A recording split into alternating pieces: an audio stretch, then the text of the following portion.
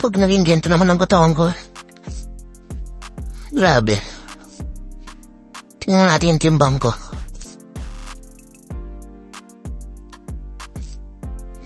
Nakaraan na sa 88.1.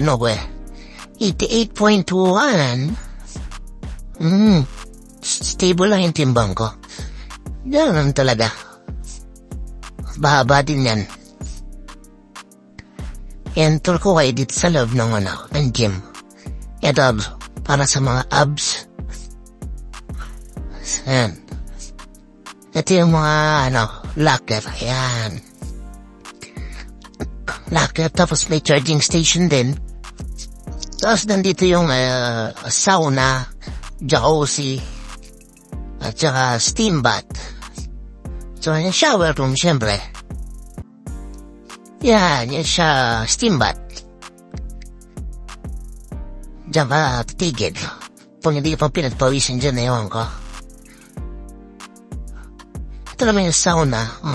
Wow! Masubukan yan next week. Ito yung jacuzzi. Bukas bala akong subukan dito mga manililigo.